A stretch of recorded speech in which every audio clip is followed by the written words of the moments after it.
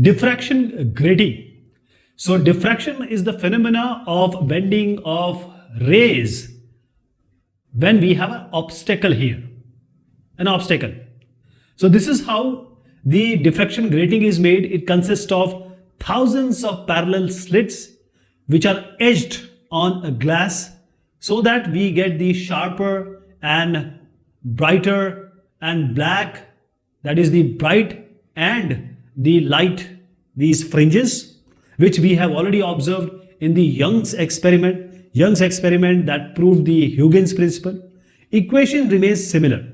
So this is how the diffraction grating is seen. We have thousands of slits, and these slits, if you take one of the slit or two of the slit, how is the formula going? Same, which we discussed. If you assume it to be theta, and this is one of the ray, this is another ray, and the part difference is this one, and this delta P or P2 minus P1, all the part difference is what? It is equal to n lambda in case of bright fringes.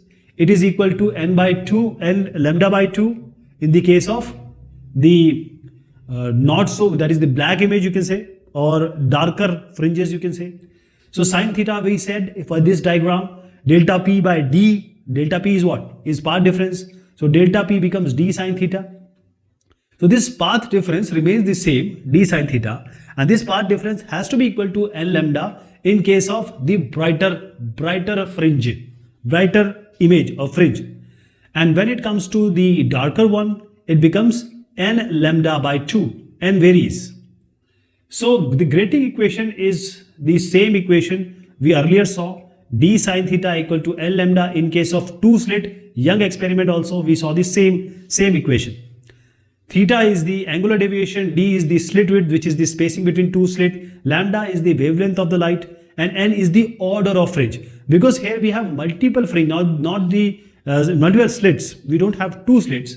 So we have first order and second order. The difference of each is lambda in first order. If you take 2 lambda minus lambda, 3 lambda minus 2 lambda.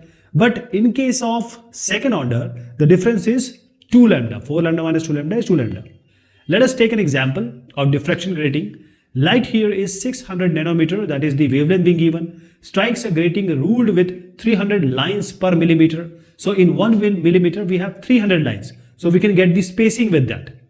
What is the angular deviation of the second order bright fringe? Second order, that is 2 lambda, 4 lambda, 6 lambda. The difference is 2 lambda here. Okay, so this is the figure. N is, because it is second order, here we have to use N as 2. So this lines per millimeter is given. So in this much lines are there in 1 millimeter. So in 1 millimeter, how many lines are there? 300 lines are there. In 1 millimeter, 300 lines are there. So how to find out that in how much is the spacing? D, slit width, spacing. So in one line, 300 lines, right? So that is, in order to find out D, we just divide this so that we get millimeter per lines. Because lines per millimeter is given, just take the reciprocal, it will be millimeter per lines. So this is D, spacing of the two slits. So this is 1 by 300, and because it is in millimeter, let us convert it when we finally want it in meter. Now we have lambda as 600 nanometer, D as 3 into this, just we found out, okay, we just computed it, 3.3 into 10 to the power minus 6.